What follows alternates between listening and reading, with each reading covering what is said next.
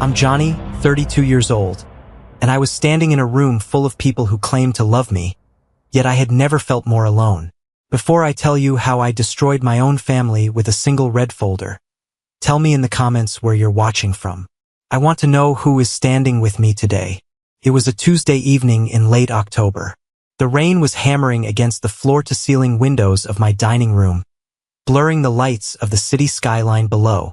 I had just driven home in my Porsche Panamera Turbo S, a car I had bought myself as a gift for closing the biggest software licensing deal of my career.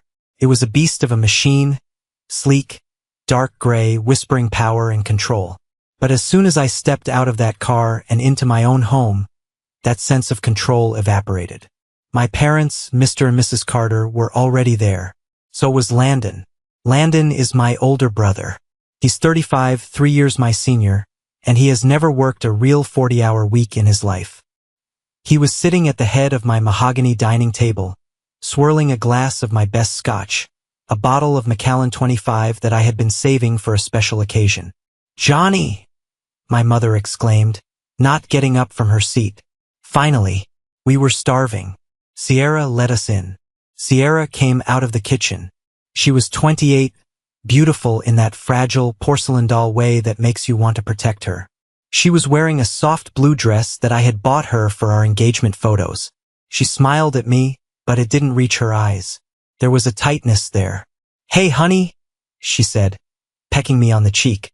"Your mom was just telling us about Landon's new business idea." I loosened my tie, feeling the familiar knot of tension form at the base of my neck. Another one? What happened to the dropshipping business? Or the crypto mining rig I paid for?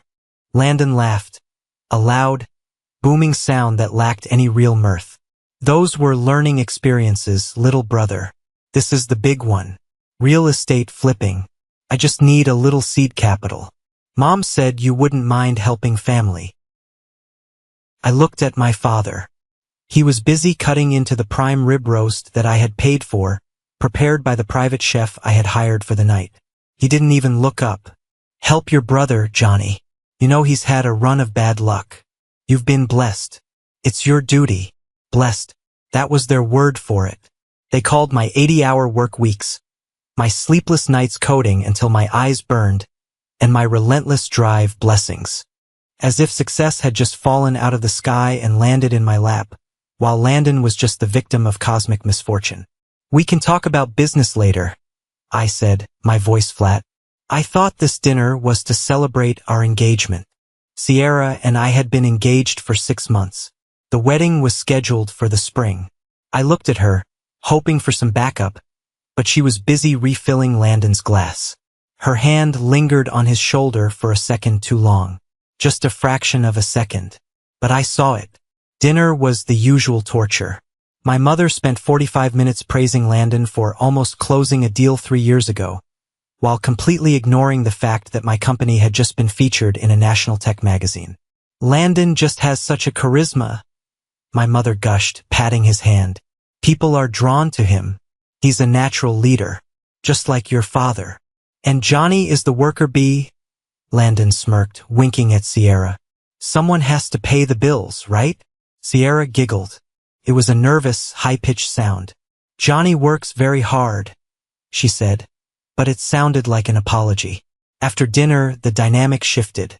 My parents and Landon moved to the living room to watch the game on my 85-inch screen. I stayed in the kitchen to help Sierra clear the table, even though we had staff to do it. I wanted a moment with her. She seemed jittery. She dropped a silver fork, and the clatter made her jump. "Sierra, what's wrong?" I asked, placing a hand on her waist. "You've been off all night." She froze. Then, she turned to me, and her eyes were swimming with tears. Big, fat tears that spilled over her lashes. "Johnny, I have to tell you something. I went to the doctor today. My stomach dropped. Is everything okay? Are you sick?" "No. Yes. I don't know." She took a ragged breath. "The doctor ran some tests. My hormone levels. They're all wrong. He did an ultrasound." She looked down at her hands, twisting the 2-carat diamond ring I had put on her finger. I have premature ovarian failure, Johnny. My eggs, they're gone. Or the ones left aren't viable. She looked up at me, sobbing now. I'm infertile. I can't give you a baby. I know how much you want a family. I'm broken, Johnny. I'm broken. My heart broke for her. I knew the pain of wanting something you couldn't have. I pulled her into a hug, wrapping my arms around her shaking frame. I buried my face in her hair, smelling her vanilla perfume. Shoo! I whispered. It's okay. It's okay, Sierra. I love you. I'm marrying you, not your ability to have children. We have options. Adoption, surrogacy. We will figure it out. We're a team. You don't hate me? She stammered against my chest. I could never hate you, I said firmly. We'll get through this. I held her for a long time. I felt like the protector, the strong one, the provider. Eventually, she pulled away, wiping her eyes. I need to go wash my face. I look like a mess. Take your time, I said tenderly.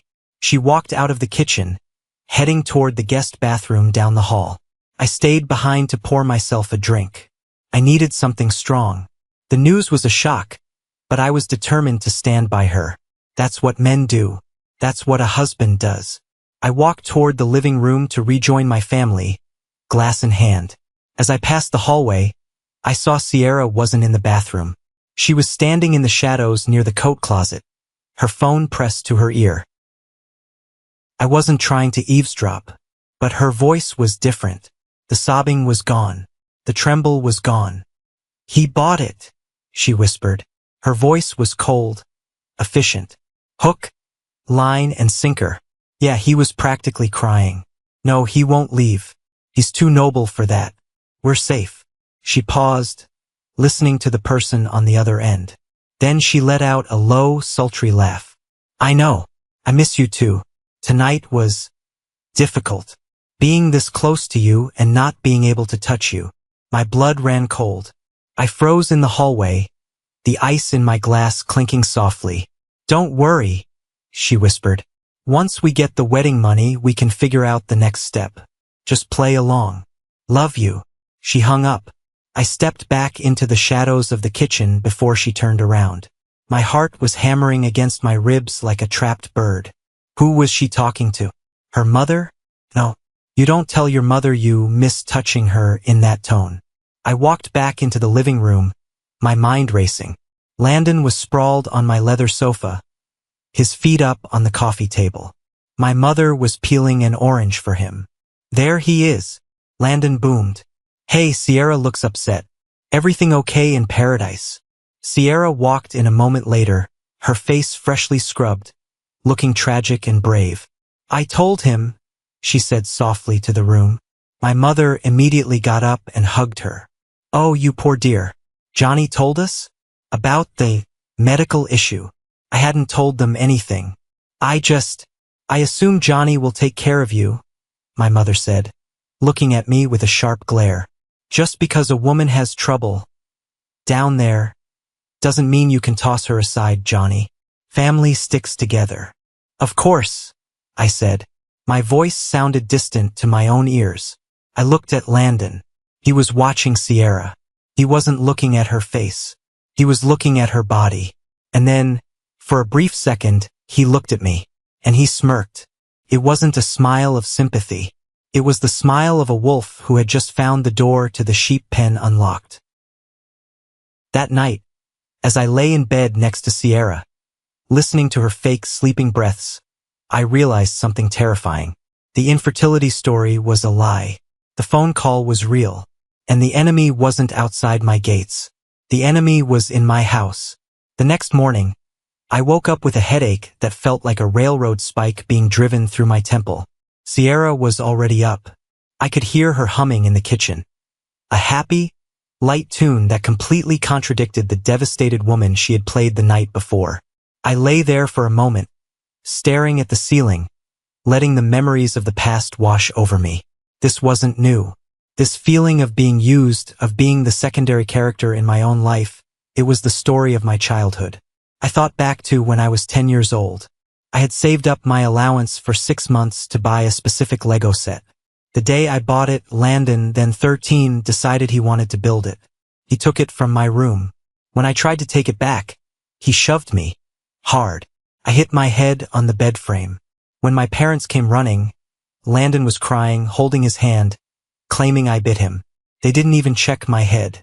They grounded me for a week for hurting my brother. Landon got to keep the Legos. He lost the pieces within 3 days. That was the pattern. Landon wanted. Landon took. Johnny paid the price. My college fund? Gone. My father invested it in one of Landon's guaranteed business ventures when I was 18. I worked 3 jobs, barista, library clerk, and freelance coding to pay my tuition. I graduated with honors and 0 debt, purely out of spite and exhaustion. Landon dropped out of community college after 1 semester because the professors were too demanding. Now, years later, nothing had changed, except the stakes were higher. I got out of bed and dressed for work. I put on my suit, armor for the modern world. When I walked into the kitchen, Sierra was making pancakes. "Good morning, handsome," she chirped, flipping a pancake. "I made your favorite, blueberries." "Thanks," I said, watching her. "You seem better today." "I decided I can't dwell on the bad news," she said, flashing a bright smile. "We have the wedding to plan, and your mom called this morning. She thinks we should increase the flower budget. She wants orchids." "Orchids are expensive, Sierra. But they're elegant, Johnny. And Landon said he knows a florist who can get us a deal." Landon. Always Landon. "I'll think about it," I said, grabbing my coffee. "I have to get to the office early." "Big meeting." I didn't have a meeting. I had an investigation to conduct. I drove the Porsche to a coffee shop 3 towns over, far away from anyone who might recognize me or my car. I sat in the back corner, opened my laptop, and logged into my bank accounts. I had given Sierra a supplementary credit card for wedding expenses and emergencies. I had never really checked the line-by-line items because the total amount was always within the budget I expected. I trusted her. I was a fool. I pulled up the last 6 months of statements. The bridal shop, $4,000. Fine. Catering deposit, $5,000. Fine. Then I saw it. The Starlight Motel, $120. September 12th. The Blue Velvet Lounge, $250. September 12th. The Starlight Motel, $120. September 19th. Menswear Warehouse, $400. September 25th. I felt sick. The Starlight Motel was a seedy place on the outskirts of town. Why would my fiancé be spending money there? And Menswear Warehouse? I hadn't bought a suit in months, and certainly not from there. I cross-referenced the dates. September 12th was a Friday. I had been in San Francisco for a tech conference. Sierra had told me she was having a girls' night in with her bridesmaids. September 19th. Late night at the office. I scrolled further back. The charges were small enough to miss if you weren't looking, but frequent enough to paint a picture. Dinners for 2 at steakhouses. Tickets to a baseball game. I hate baseball. Landon loves it. A charge for a PlayStation 5 back in August. I remembered that PS5. Landon had bragged about getting one. He said he won it in a raffle. My hands were shaking as I downloaded the statements. I needed more than financial data. I needed physical proof. I closed my laptop and drove back toward my house. I knew Sierra was out. She had a dress fitting at 11 a.m. I checked the GPS tracker on her car, a safety feature she knew about, but probably forgot I could access. She was indeed at the bridal shop. I pulled into my garage and went straight to the guest room. Landon had stayed over a few weeks ago after a rough night. He said he was too drunk to drive. I had let him crash in the guest suite. I tore the room apart. I checked under the mattress, in the drawers behind the nightstand. Nothing. Then I went to the master bedroom. I felt like a criminal in my own home. I went to Sierra's side of the closet. I started checking the pockets of her coats. Receipts for coffee. Gum wrappers. A lipstick. Then, in the pocket of her heavy winter trench coat, the one she hadn't worn since last season, or so I thought, I found something. It was a small, velvet jewelry pouch. Inside was a single diamond stud earring. A man's earring. I recognized it instantly. For his 34th birthday last year, before I fully realized the depth of his resentment, I had bought Landon a pair of diamond studs. He wanted to look like a rapper or a baller. They cost me $2,000. He had lost one at a party a month later. Here was the lost earring, hidden in my fiancé's coat pocket, deep in my closet. I brought the coat up to my face and inhaled. Beneath the smell of wool and dust, there was a faint, lingering scent. It wasn't Sierra's vanilla perfume. It was a musky, cheap cologne. Savage Beast or something like that. Landon's cologne. The nausea hit me in a wave. I sat down on the floor of the closet, holding the damning earring. They weren't just sleeping together. They were mocking me. They were using my money to fund their dates, buying gifts for each other on my credit, and sleeping together under my roof while I was out working to pay for it all. And my parents. Did they know? I remembered my mother's whisper from the night before. Cousin? No. Come on, son. Stick to the girl. Wait, that wasn't it. What exactly did she say? I replayed the memory. I had been walking in. Mom. Cost is nothing to him. Just keep her happy, Landon. If she marries him, we're all set. It hit me like a physical blow. My mother wasn't just comforting Landon. She was coaching him. She knew. My father knew. They knew Sierra was cheating on me with Landon, and they didn't care. In fact, they encouraged it. Why? Because if Sierra married me, I would support her. And if she was secretly with Landon, then by extension, I was supporting Landon too. They were securing a parasitic host for their golden child. I stood up, my knees cracking. The sadness was gone. The heartbreak was gone. In its place was a cold, hard rage. A fury so intense it made my vision sharpen. They thought I was the ATM. They thought I was the clueless, nice guy who would just keep signing checks. I walked out of the closet and went to my home office. I opened my safe and took out a small, black box. Inside were 4 high-definition wireless spy cameras. I had bought them for security around the perimeter of the house, but I had never installed the indoor ones. I spent the next hour installing them. One in the living room, hidden in a bookshelf. One in the kitchen, atop the cabinets. And one, the most painful one to place, in the master bedroom, concealed inside the smoke detector. I connected them to a private cloud server, accessible only from my phone. Then I packed a bag. I called Sierra. Hey, honey, I said, forcing my voice to sound stressed but normal. Listen, something came up with the Tokyo servers. The system is crashing. I have to fly out to the data center in Oregon immediately. I'll be gone for 3 days. Oh no, Sierra said. I could hear the smile in her voice. That's terrible, Johnny. Hurry back. I'll miss you. I'll miss you too. I lied. I'm leaving now. Love you. Love you too. I walked out to the garage. I didn't take the Porsche. It was too conspicuous. Instead, I uncovered the car I kept under a tarp for weekends. My Ferrari Roma. It was silver, fast, and aggressive. But I wasn't going to drive it to the airport. I drove it to a hilltop overlook about a mile from my house. It was a secluded spot where teenagers went to make out, but on a Tuesday afternoon, it was empty. From here, with a pair of binoculars, I could see my driveway. I reclined the leather seat, opened my laptop, and waited. It didn't take long. It started raining again around 4 p.m. The Ferrari's cabin was warm and smelled of expensive leather, a stark contrast to the cold dread settling in my stomach. I watched my house through the rain-streaked windshield. At 4:15 p.m., Sierra's car pulled into the driveway. At 4:30 p.m., a beat-up Ford F-150 rattled up the street. Landon's truck. He didn't even park on the street. He pulled right into my driveway, blocking the garage door, like he owned the place. I opened the app on my phone. The camera feeds flickered to life. I saw them in the kitchen. Sierra was pouring my wine. Landon came up behind her, wrapping his arms around her waist. He kissed her neck. She leaned back into him, laughing. Did he leave? Landon asked.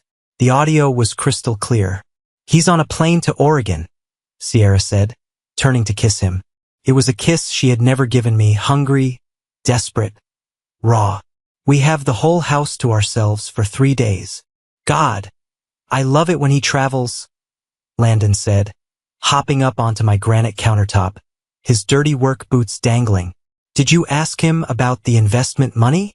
Not yet, Sierra said, handing him the glass. I dropped the infertility bomb last night. He was a mess. He's so guilty now, he'll do anything I ask. I'll bring up the money for your business next week. I'll tell him it would make me feel better to see family succeeding. You're a genius, babe, Landon grinned. And you're sure he bought the infertility thing? Hook, line, and sinker. He's such a softie. He thinks he's going to fix me. She rolled her eyes. Little does he know, I'm not broken. I just don't want his kids. Good, Landon sneered. Because I don't want his DNA mixing with yours. You're mine. I'm yours, she whispered. Then they moved toward the stairs, toward the bedroom. I closed the laptop. I had seen enough. I didn't need to see the rest. The bile rose in my throat, hot and acidic. I sat there for 5 minutes, breathing. In, out. In, out. My instinct was to drive down there, kick the door down, and beat Landon until he couldn't stand. But violence would only land me in jail, and that would give them exactly what they wanted. My assets, my freedom, my life. No, I needed to be smarter. I needed to be colder. I started the Ferrari. The engine roared to life, a deep, guttural growl that matched my mood. I drove down the hill, not speeding, but with deliberate, terrifying precision. I pulled into the driveway, blocking Landon's truck in. I walked to the front door. I unlocked it quietly. I walked up the stairs. I could hear them. The sounds were unmistakable. The sounds of my brother and my fiancée in my bed. I didn't kick the door down. I simply opened it. The room smelled of sex and betrayal. They were tangled in the sheets. My sheets. I reached out and flipped the light switch. What the? Landon scrambled, falling off the bed in a tangle of limbs. Sierra screamed, pulling the duvet up to her chin, her eyes wide with terror. Johnny, you're supposed to be in Oregon. I stood in the doorway, leaning against the frame, my arms crossed. I was surprisingly calm. It was the calm of a bomb squad technician who has decided to just cut the red wire and see what happens. Flight got canceled, I said. Lucky me. Landon was trying to pull his pants on, hopping on one leg. Johnny, wait. It's not what it looks like. We were just comforting each other about the infertility. I laughed. A dry, humorless bark. Comforting? Is that what they call it now? Get out. Johnny, please, let me explain. Sierra was crying now. Real tears of panic this time. It was a mistake. One time. We were just so sad and confused. I said, get out. I repeated, my voice dropping an octave. Both of you, now, or I call the police and have you arrested for trespassing. And Landon, since you're driving on a suspended license, I'm sure the cops would love to chat with you. Landon froze. He knew I knew. You wouldn't, Landon snarled, trying to regain some dominance. I'm your brother. I don't have a brother, I said. I have a parasite, and I'm fumigating. I grabbed Landon's pile of clothes from the floor and threw them into the hallway. Out. Naked or dressed, I don't care. You have 2 minutes. Landon scrambled after his clothes. Sierra was sobbing, trying to find her dress. Johnny, baby, please, she begged. I love you. He forced me. He manipulated me. I saw the texts, Sierra. I lied. And I have cameras in the house. I heard you in the kitchen. Hook, line, and sinker. Remember? Her face went pale. The blood drained out of her so fast she looked like a ghost. She knew the game was over. 5 minutes later, they were standing in the driveway in the rain. Landon was shirtless, shivering. Sierra was clutching her purse, mascara running down her face. Don't come back, I said from the porch. I'll have your things sent to your parents' house, Sierra. The ring. Well, since you breached the contract of our engagement by sleeping with my brother, I'll be keeping that. or I'll sue you for the cost. Your choice. You can't do this, Landon shouted, kicking the tire of his truck. Mom and Dad will kill you. Let them try, I said. I slammed the heavy oak door and locked it. I leaned back against the door and slid down to the floor. The adrenaline was fading, leaving me shaking. 10 minutes later, my phone rang. It was my mother. I didn't answer. It rang again. My father. Then Landon. Then Sierra. I turned the phone off. I went to the kitchen, found a bottle of whiskey, and sat in the dark, watching the rain. But the silence didn't last. The next morning, the storm truly began. I turned my phone on at 8 a.m. 17 voicemails. The first one was from Mom. Johnny, what on earth is going on? Landon is here, he's a wreck. He says you misunderstood everything. You call me back right now. The third one was from Dad. You threw your brother out in the rain? Are you insane? He could have gotten sick. You act like you're so high and mighty with your money. Family forgives, Johnny. Call us. The last one was from Mom again, from 2 a.m. Her voice was venomous. You are a selfish, cold-hearted boy. Sierra is distraught. She made a mistake, yes, but you drove her to it with your work obsession. You fix this, Johnny, or you are no son of mine. I deleted them all. I thought it was over. I thought I had cut the cancer out. But I was wrong. Cancer metastasizes. 2 weeks passed. I spoke to a lawyer, started the process of separating my finances completely, and put the house on the market. I wanted a fresh start. Then, on a Monday morning, Sierra showed up at my office. She wasn't alone. She was with my mother. My assistant tried to stop them, but my mother barreled past her. They marched into my office while I was on a conference call. We need to talk, my mother announced, slamming her purse on my desk. I ended the call. I have nothing to say to you, or her. Sierra looked different. She wasn't wearing makeup. She looked pale. She was wearing a loose-fitting dress. Johnny, Sierra said, her voice trembling. She reached into her bag and pulled out a piece of paper. She slid it across the mahogany desk. It was an ultrasound image. Tiny, gray blob. I'm pregnant, she said. I stared at the image. I thought you were infertile. Premature ovarian failure, wasn't it? The doctor said it's a miracle. My mother interjected, her eyes gleaming with triumph. A miracle baby. It's yours, Johnny, Sierra said softly. The timing. It matches up with the last time we were together.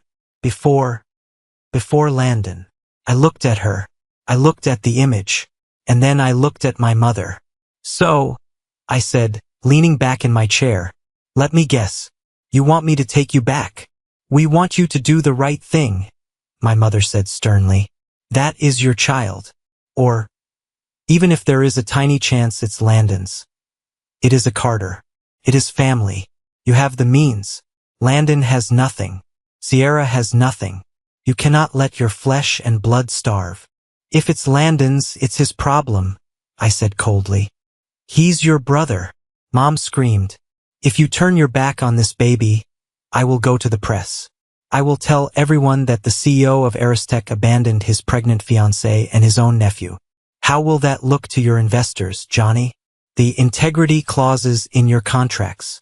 It was a shakedown, pure and simple.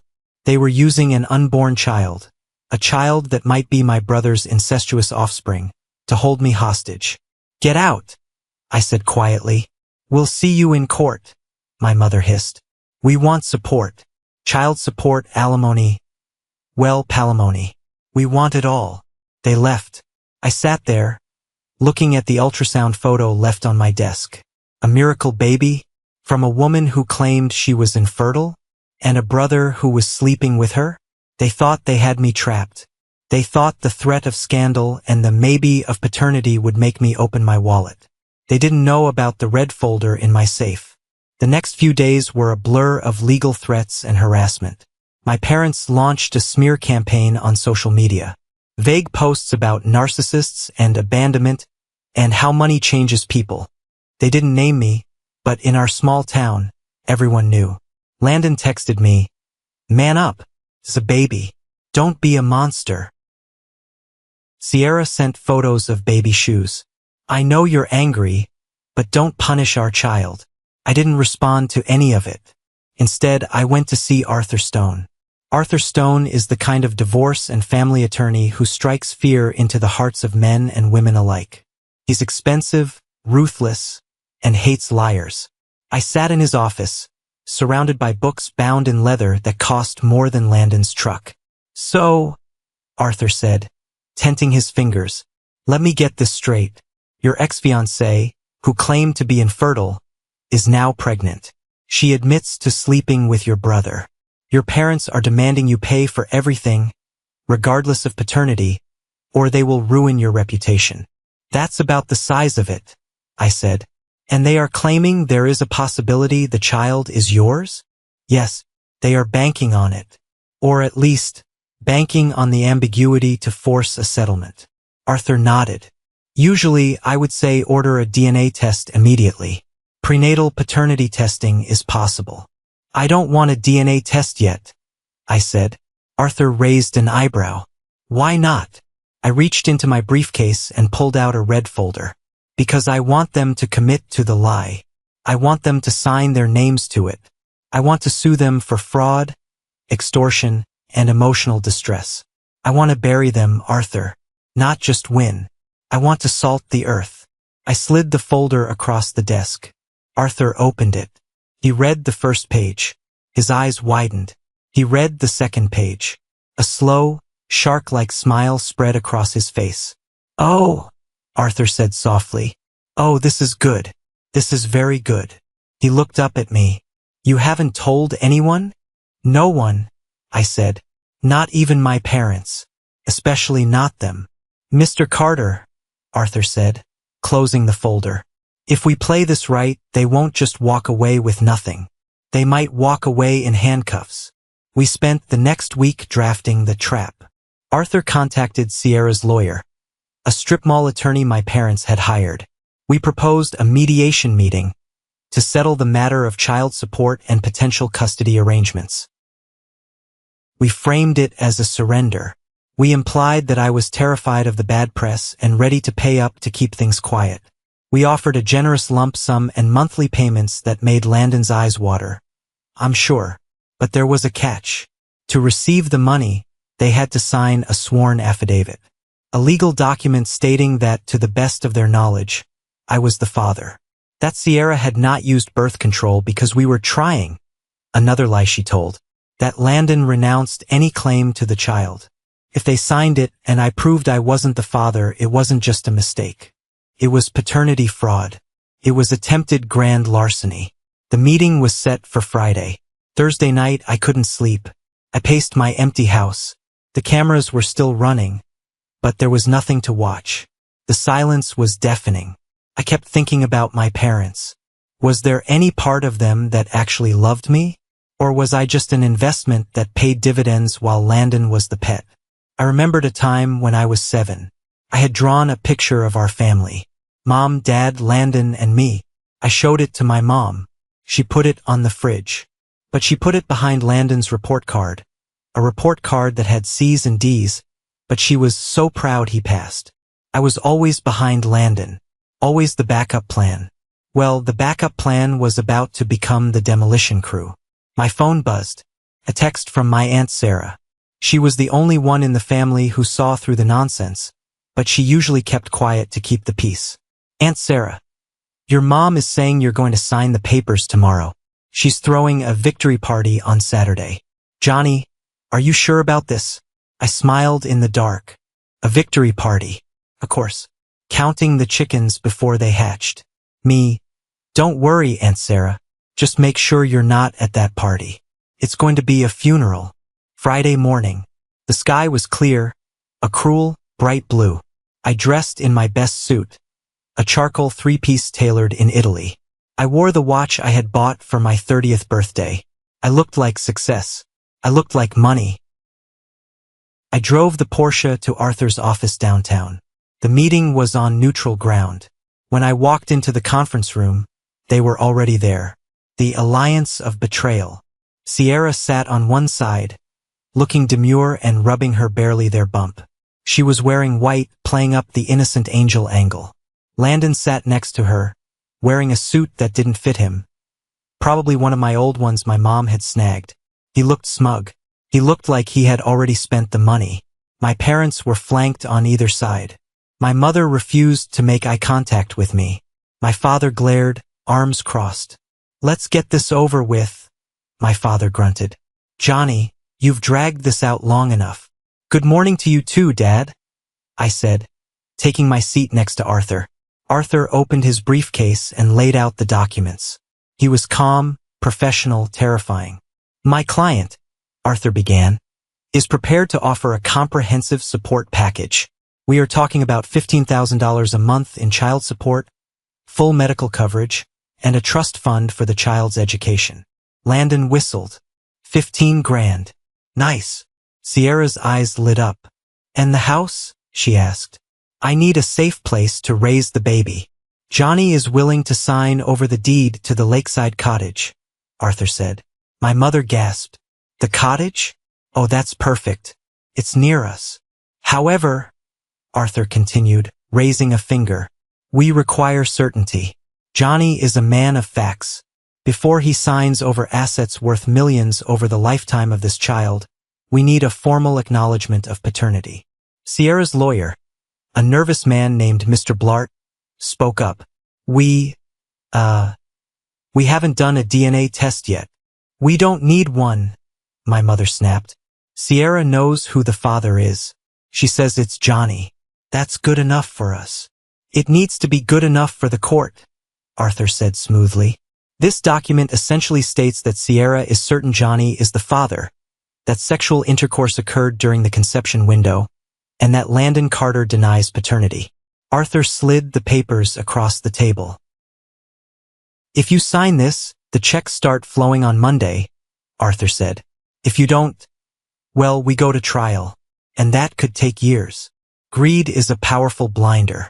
I watched them exchange glances. Landon leaned over to Sierra. "Sign it, babe. We know it's probably his anyway, and even if it's not, once we have the money, who cares?" He whispered it, but in the quiet room, I heard the hiss. Sierra picked up the pen. Her hand didn't shake. She signed. Landon signed. Then Arthur pushed another paper toward my parents. "And as witnesses and grandparents asserting familial rights, we need your signatures too." My mother signed with a flourish. My father signed with a grunt. It was done. They had legally committed to the lie. I looked at the papers. The ink was still wet. "Thank you," I said. My voice was quiet. "Finally," my mother sighed. "You did the right thing, Johnny. I knew you had a heart." "Now, about the first check," Landon started. "There won't be a check," I said. The room went silent. "Excuse me?" Sierra asked, her smile faltering. I said, "There won't be a check. There won't be a house. There won't be a trust fund." I stood up. I felt 10 feet tall. I felt the weight of 30 years of oppression lifting off my shoulders.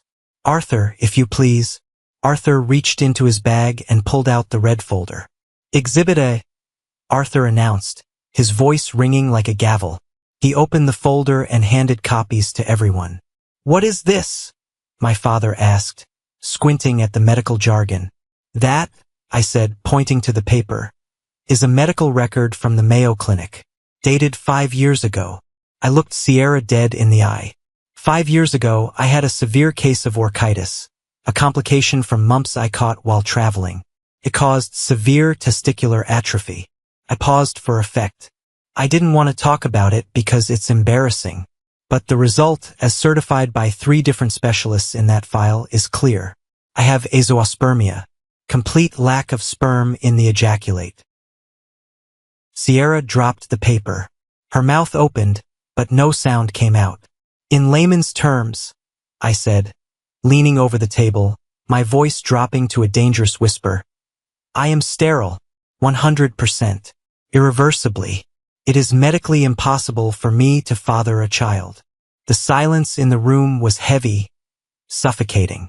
You could hear the hum of the air conditioner. "So," I continued, looking at Landon, whose face had turned the color of old ash. That miracle baby? It isn't mine. Can't be mine. Which means... I pointed at the affidavit they had just signed. You just swore under penalty of perjury that I am the father to extort money from me. That is fraud. That is attempted grand larceny given the amounts involved. And you, I pointed at my parents. You aided and abetted. No, my mother whispered. No, this is a mistake. The doctors are wrong. The doctors aren't wrong, Mom, I said. But you are.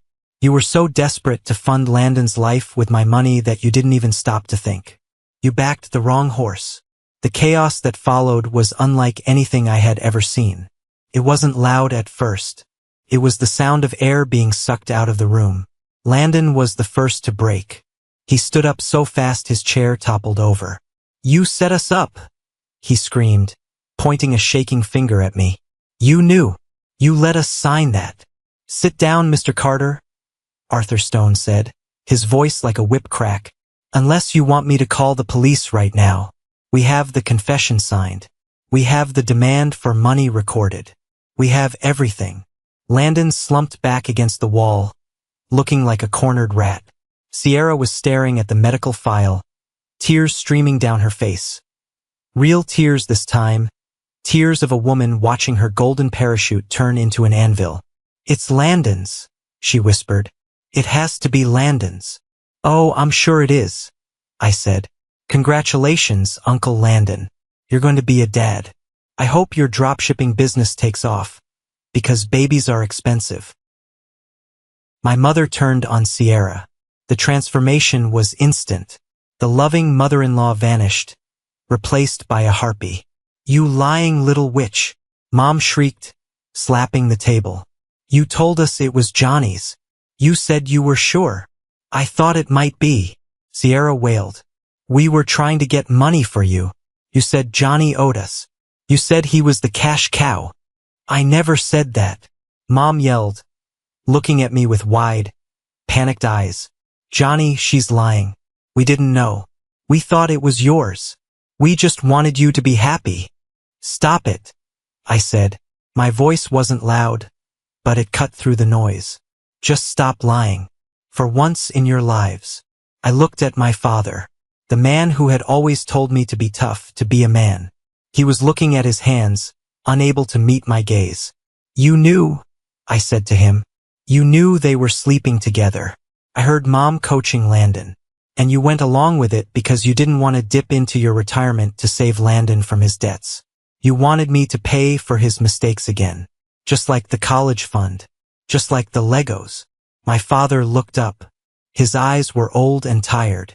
We have to protect family, Johnny. I agree, I said. And that's why I'm protecting myself. Because you aren't my family anymore. You're my liabilities. I turned to Arthur. What are our next steps? Arthur smiled. Well, we file for a restraining order against all parties. We file a civil suit for the return of the engagement ring and legal fees. And we forward this affidavit to the district attorney's office to see if they want to pursue charges for attempted fraud. Johnny, no. Mom grabbed my arm. Her grip was desperate. You can't send your brother to jail. You can't sue your parents. We'll lose the house. We co-signed Landon's loans. I looked down at her hand on my sleeve. It was the hand that had slapped me when I was a child for crying when Landon hurt me. It was the hand that had petted Landon's hair while I studied in the corner. I gently, but firmly, removed her hand. That sounds like a you problem, I said. I walked toward the door. Johnny, Landon yelled. If you walk out that door, you're dead to us. I stopped. I turned around one last time. I looked at the pathetic tableau. My pregnant, sobbing ex-fiancée. My broke, terrified brother. My parents, realizing their retirement was about to vanish in legal fees. Landon, I said, I've been dead to you for years. I was just a ghost with a checkbook. Now, I'm just a ghost. I walked out. As I stepped into the hallway, leaving the shouting and crying behind me, I expected to feel sad. I expected to feel a sense of loss. But as I walked out of the building and into the bright sunlight, seeing my Porsche waiting for me at the curb, I only felt one thing. Lighter. I took a deep breath of the city air. Tasted like freedom. I drove to the lake. Not to the cottage I was selling that. To a public pier. I sat on the hood of my car and watched the water. My phone blew up for days. Threats. Begging. Pleas from cousins I hadn't spoken to in a decade. Sierra sent a text. I'm sorry. I'm so sorry. I loved you. Blocked. Landon. Mom is in the hospital with chest pains. You happy? I called the hospital. She wasn't there. Another lie. Blocked. Dad. We can fix this. Just come to dinner. Blocked. The aftermath was swift and brutal. Without my financial backing, and with the looming lawsuit, the alliance crumbled. Sierra realized Landon had zero money and zero prospects. She moved back in with her own parents, who were less than thrilled to have a pregnant daughter and a potential fraud investigation hanging over them. Landon tried to run. He took his truck and drove toward Mexico, apparently trying to skip out on his existing debts and the coming storm. He got arrested 3 states over for unpaid speeding tickets and driving on a suspended license. Since my parents had put their house up as collateral for his bail on a previous charge, they were now in deep trouble. My parents, they aged 10 years in a month. They were socially ostracized. In a small town, word travels fast. The story of how they tried to pin their golden child's bastard on their successful son got out. The victory party never happened. Instead, they stopped going to the country club. They stopped going to church. They hid in their house, drowning in the silence they had created. As for me, I didn't date for a year. I focused on my company. I traveled. I bought a dog, a German Shepherd named Justice. But the most important thing I did was learn to define family. I realized that blood doesn't make you family. Blood makes you related. Loyalty, love, and respect make you family. I reconnected with Aunt Sarah. She became my rock. We have Sunday dinner every week. No drama, no demands for money. Just food and laughter. It's been 2 years now. I have a new girlfriend. Her name is Elena. She's a pediatrician. She has her own money, her own life, and her own integrity.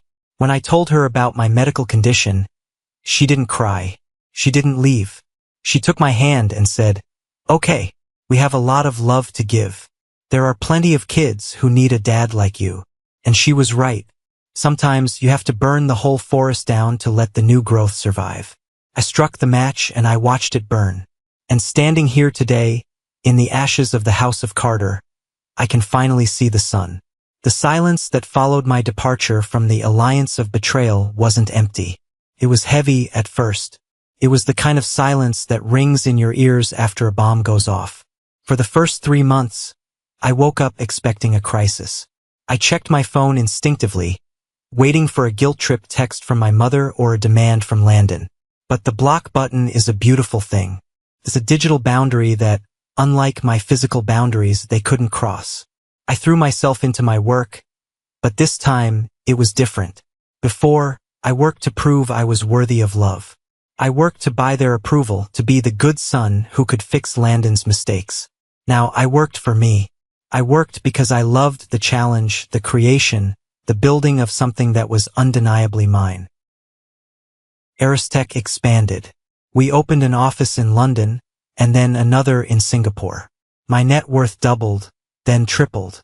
But the numbers in the bank account didn't matter as much as the peace in my chest. To celebrate the 1-year anniversary of my freedom, the day I walked out of that lawyer's office, I did something purely selfish. I sold the Porsche Panamera. It reminded me too much of the nights driving home to a house full of lies.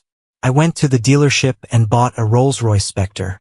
It was electric, silent, and imposing, a fortress of solitude on wheels.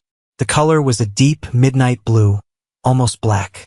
Driving it felt like floating on a cloud, detached from the petty grievances of the world below. It was in that car, parked outside a small, independent bookstore in the city, that I met Elena. She wasn't looking for a rich guy. She didn't even notice the car. She noticed that I was reading a first edition of a vintage sci-fi novel she loved. She knocked on the window not to ask for a ride, but to argue about the ending of the book. Elena was everything Sierra wasn't. She was a pediatric surgeon, sharp as a tack, with a laugh that was loud and unpolished. She had her own money, her own career, and her own strong opinions. On our third date, when the check came, she snatched it before I could reach for my wallet. "I've got this," she said. "I'm old-fashioned," I protested. "I pay. I'm a surgeon," she shot back with a grin. "I save lives and I make bank. Plus, you paid for the movie. Relationships are about balance, Johnny. Not transactions. Balance. That word hit me hard. I had never known balance. I had only known leverage. I told Elena everything about 6 months in. I told her about the sterility, the brother, the fraud, the betrayal. I expected her to run. I expected her to see me as damaged goods or too much drama. Instead, she reached across the table and took my hand. "They didn't deserve you," she said simply. "And about the kids thing, biology is just chemistry. Family is history. We can make our own history." While my life was ascending, the House of Carter was in freefall. I got the updates from Aunt Sarah. We met for lunch once a month at a quiet bistro where my parents would never set foot because the portions were too small. "It's bad, Johnny," Aunt Sarah told me over a salad, shaking her head. "Worse than you think." The fallout from the affidavit had been catastrophic. While the district attorney ultimately decided not to pursue criminal fraud charges, mostly because no money actually changed hands thanks to my trap, the civil repercussions were enough to destroy them. My parents had co-signed for everything Landon owned. His truck, his failed business loans, his credit cards. When Landon ran, the creditors didn't chase him. They chased the co-signers. "The bank foreclosed on the house last week," Sarah said quietly. I paused, my fork hovering over my plate. The house I grew up in. The house where I was ignored. The house where Landon was worshipped. "Where are they living?" I asked. I felt a pang of something. Not guilt, but a ghostly echo of obligation. "A 2-bedroom apartment near the industrial park," Sarah said. "Your dad is working part-time as a greeter at the hardware store. Your mom, she just sits and watches TV. She tells anyone who will listen that her ungrateful son stole everything from them. She's consistent," I noted dryly. "And Landon, they caught him in Nevada," Sarah said. "Driving under the influence, resisting arrest, and a trunk full of stolen electronics. He's looking at 3 to 5 years. He calls your parents collect every day, blaming them for not hiring a better lawyer." "And Sierra? That's the saddest part," Sarah sighed. "She had the baby. A boy. She named him Leo. Leo, a lion. A strong name for a child born into a mess. She's living with her parents," Sarah continued, "working double shifts at a diner. She tried to sue your parents for support, claiming they promised to pay, but you can't get blood from a stone. Your parents are bankrupt. So, she's on her own."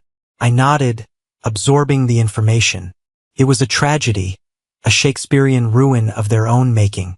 But as I listened, I checked my internal emotional barometer. Was I happy? No. Was I sad? No. I was indifferent. That is the true opposite of love. Not hate, but indifference. They were just people I used to know, strangers who shared my last name. A few weeks later, I had to return to my hometown to sign the final papers for the sale of the lake cottage. I decided to drive the rolls. As I was leaving the notary's office, I saw a woman walking down the street, pushing a stroller. She looked tired. Her hair, once perfectly styled, was pulled back in a messy bun. She wore a stained waitress uniform. It was Sierra. She stopped when she saw the car. The massive, dark specter was hard to miss. Then she saw me. I rolled down the window, not to gloat, but because some part of me needed to see the reality of it, to confirm that the ghost was gone. "Johnny," she breathed.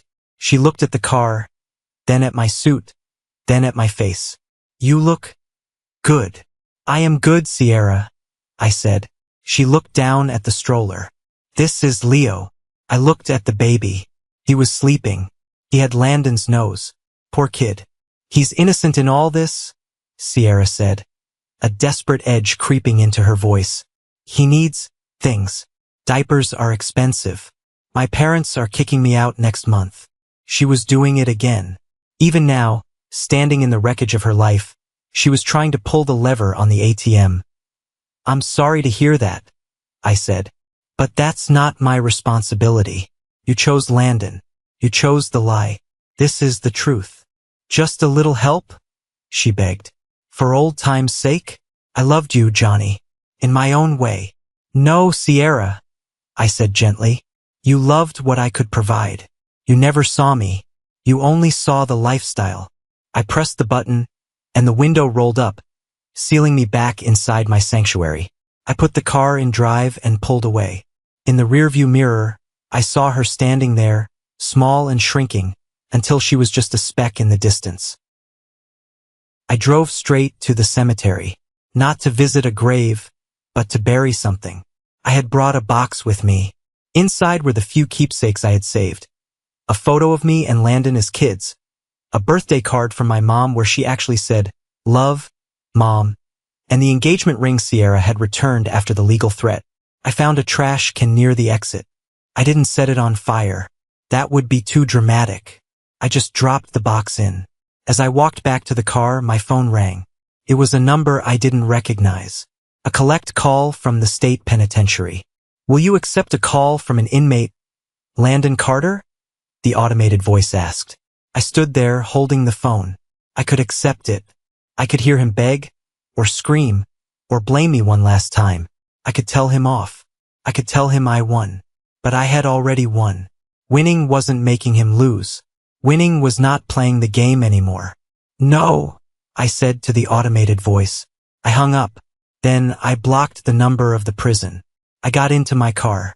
Elena was waiting for me back in the city. We were going to look at a house together. Not a mansion to impress people, but a home with a big backyard for dogs and maybe, just maybe, a kid who needed us. I turned on the radio. The song was upbeat. The road was open. The rearview mirror was empty. Driving back to the city that evening, watching the sunset paint the sky in hues of violent orange and soft purple, I realized something profound. For 30 years, I had been an extra in the movie of my own life. I was the supporting character, the sidekick, the bankroll. The script had been written by my parents, directed by their narcissism, and starred Landon as the hero who could do no wrong. I had spent decades trying to audition for a leading role that they never intended to give me.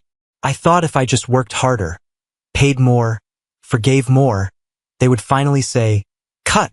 Great job, Johnny. You're the star." But that call never comes. You have to walk off their set and build your own studio. I thought about the word selfish. It was the weapon they used against me the most. You're selfish for not sharing. You're selfish for having money. You're selfish for wanting the truth. But looking back, what I did wasn't selfish. It was self-preservation. There is a distinct line between helping family and enabling parasites. Helping is pulling someone up when they slip. Enabling is lying down so they can walk over you to keep their feet clean. I had been a doormat woven of $100 bills, and I was shocked when they wiped their muddy boots on me. I arrived at Elena's apartment. She was waiting on the stoop, holding 2 cups of coffee. When she saw the car, she smiled. Not the hungry smile of Sierra, but a genuine smile of welcome. "You look lighter," she said as I got out. "I dropped some heavy baggage," I replied, kissing her. "Good, because I found a house," she said, her eyes twinkling. "It's a fixer-upper. It needs a new roof, the garden is a jungle, and the kitchen is from the 70s. Sounds terrible," I laughed. "I love it.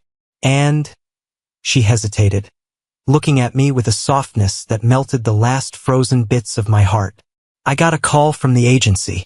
There's a sibling pair, a brother and a sister, 5 and 7. They need a foster placement.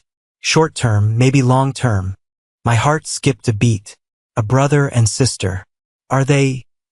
Do they get along? I asked, a phantom pain from my own childhood flaring up. "They're inseparable," Elena said. "The older brother protects the little sister fiercely. He won't go anywhere without her. Tears pricked my eyes. A brother who protects. That was what I had always wanted to be. That was what I had always wanted to have. Let's go see the house, I said, my voice thick with emotion. And then let's call the agency. We bought the fixer-upper. I didn't hire a contractor. I did the work myself on weekends. I tore down the rot. I sanded the floors. I painted the walls. Every nail I drove was a reclamation of my agency. I wasn't the CEO Johnny. I was just Johnny building a home.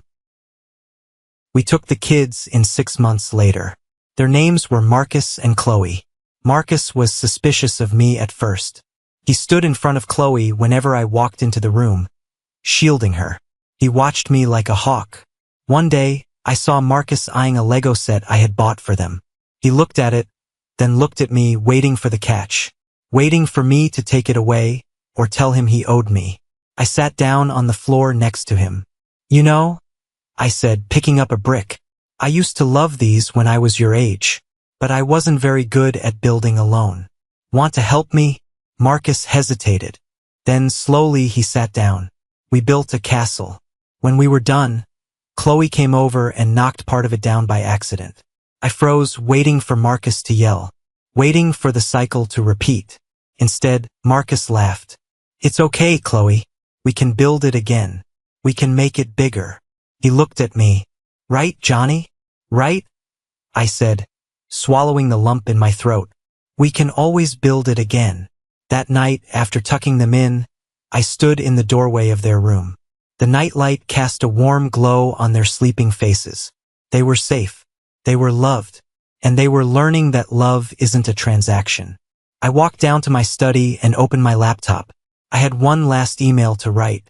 It was to my lawyer, Arthur. Subject: The Trust. Arthur, please set up a small educational trust for Leo Carter, Sierra's son. Anonymous. He cannot access it until he is 25, and only if he has a clean record and a degree or trade certification. Do not let anyone know it came from me, especially not his parents. Let's give the kid a chance to break the cycle, even if his father couldn't. Johnny. I hit send. It wasn't about forgiveness. I hadn't forgiven Landon or my parents. It was about pity, and it was about ensuring that the next generation had a ladder, not just a shovel to dig a deeper hole. I closed the laptop. The story of the golden child and the ATM was over. The story of Johnny, Elena, Marcus, and Chloe was just beginning. And let me tell you, the script is amazing. So that's my story. It's a brutal reminder that sometimes the most toxic people in your life are the ones who share your DNA. I learned the hard way that family is a title that is earned, not a right that is granted at birth. My parents and brother used the concept of duty as a weapon to exploit me. They counted on my guilt to keep the money flowing. This is a common trap called financial abuse, and it often hides behind the mask of tradition or family loyalty. If you are the Johnny in your family, the responsible one, the fixer, the wallet, you need to know this. You are not a bad person for saying no. You are not selfish for protecting your future. Setting boundaries is the highest form of self-respect. If someone's love for you is conditional on what you can give them, it's not love. It's a transaction. Don't be afraid to walk away. Don't be afraid to show your own red folder of truth. You might lose a few relatives, but you will find your true family. I want to hear from you. Have you ever had to cut off a toxic family member to save yourself? Or maybe you've been the one expected to clean up everyone else's mess. Drop a comment below with your story, or just type good if you think I did the right thing by walking away and not looking back. Your comments help more people see the story and maybe find the courage to break their own chains. Thanks for watching, and remember, you are the architect of your own life. Don't let anyone else hold the pen.